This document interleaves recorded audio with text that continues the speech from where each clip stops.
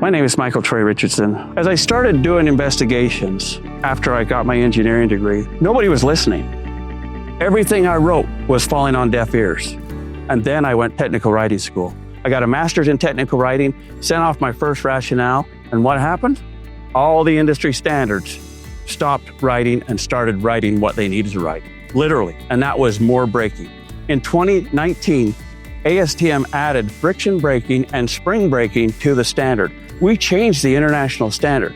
I'm part of every committee out there, the PRCA, the ACCT, and ASTM. They all asked me to be on their board to help them write their standards. Why? Because they know I'm gonna rip it up if they don't, because they gotta get this right. We're injuring too many people.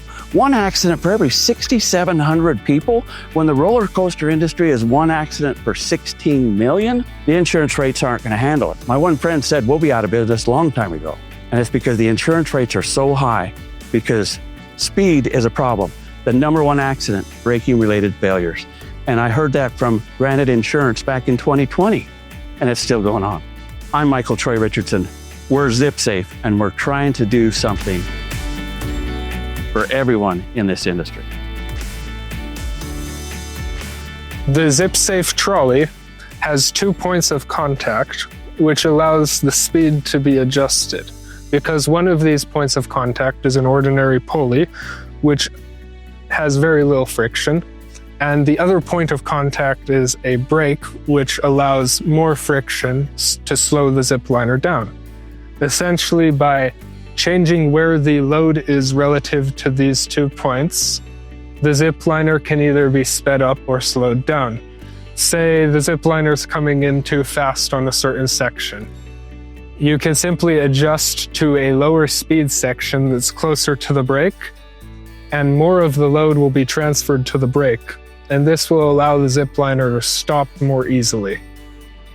On the other side, if somebody's coming in too slowly, you can simply move in the other direction and put the load more where the pulley is.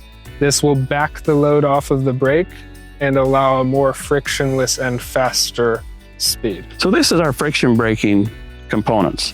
You have a pin that keeps this primary brake stationary. There's 2 sides to this. So you can literally take the pin placement out and rotate this 180 degrees. And it's a little tight today, but as you rotate that, you can start a new side.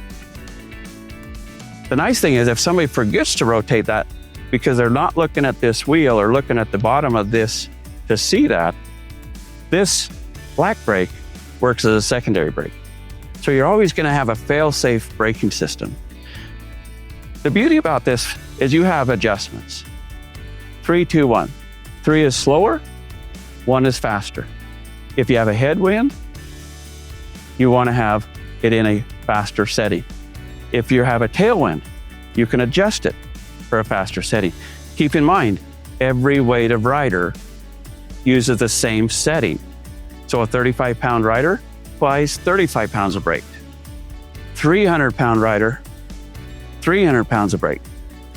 600 pounds, and we're doing that in Pennsylvania with wheelchair-bound participants. 600 pounds of brake force. They're stopping in the same place. Friction braking trolleys work. It's simple, it's fail-safe, and it needs to be in our industry.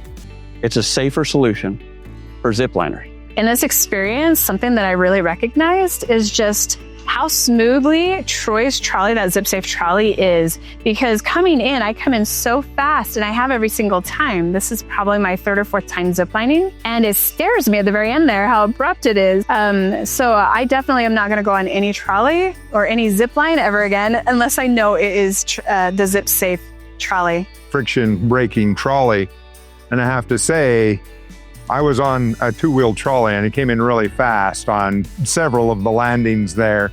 It was exciting, but I could also see that there was potential for someone to get hurt. Whereas the people who were using Troy's trolley, they came in slower, and the last one when we came in, he just sailed right on in and stopped right where he was supposed to stop. And I thought, wow, that was pretty darn smooth.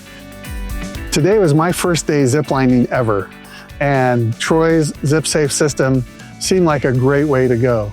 When riding the regular trolley, I felt like I was worried about how fast I was coming in and that I was going to wipe out when I landed. Where with the ZipSafe system, the guys that were coming in were landing softly, and it seemed like a great way to go.